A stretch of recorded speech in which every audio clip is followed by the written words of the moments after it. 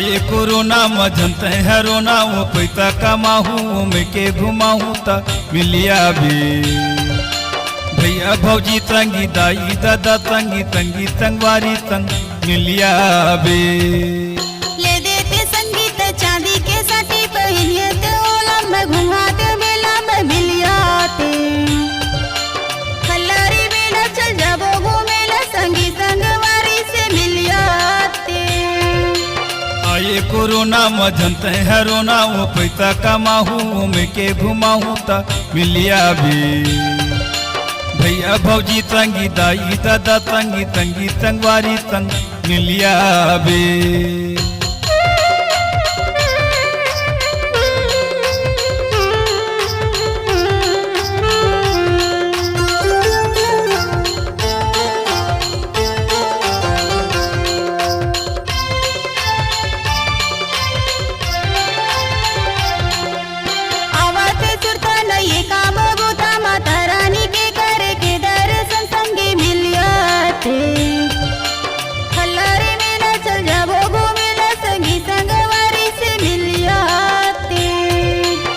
तन मजबूरी है जाना जरूरी है गर्मी भागन देना ठंडी आवन देना मिलिया भी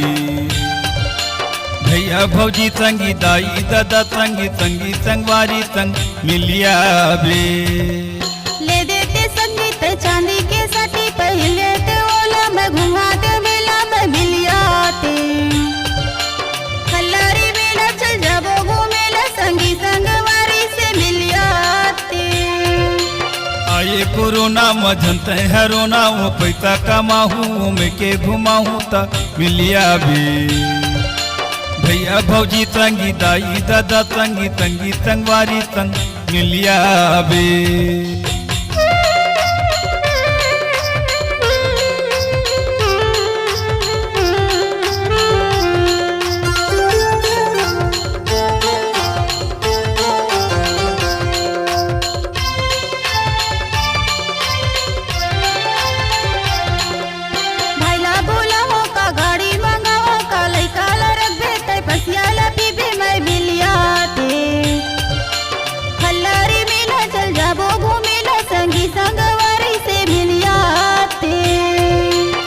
किन्हें पैसा झन हो वो खैता ताते तुर के करे अभी तेवा फिर मिल अभी भैया भौजी तंगी दाई दादा तंगी तंगी तंगवारी तंग मिलिया भी ले देते संगीत चांदी के साथी पहनिए ते ओला में घुमाते मेला में मिलियाते खल्लारी में न चल जाबो घूमेला संगी संगवारी से मिलियाते आए कोरोना मजंत है रोना वो पैसा कमाहूँ मैं के घुमाहूँ ता मिलिया भी भैया भौजी तंगी दाई दादा तंगी तंगी तंगवारी तंग मिलिया भी खल्लारी में न चल जाबो घूमेला संगी संगवारी से मिलियाते भैया भौजी तंगी दाई दादा तंगी तंगी तंगवारी तंग मिलिया भी। नमस्कार, कृष्णांजलि स्टूडियो विश्रामपुर आप सबका हार्दिक अभिनंदन करती है। छत्तीसगढ़ी गीत, हिंदी ट्रैक या विज्ञापन रिकॉर्डिंग हेतु संपर्क करें श्री सुरेंद्र निषाद जी, विश्रामपुर,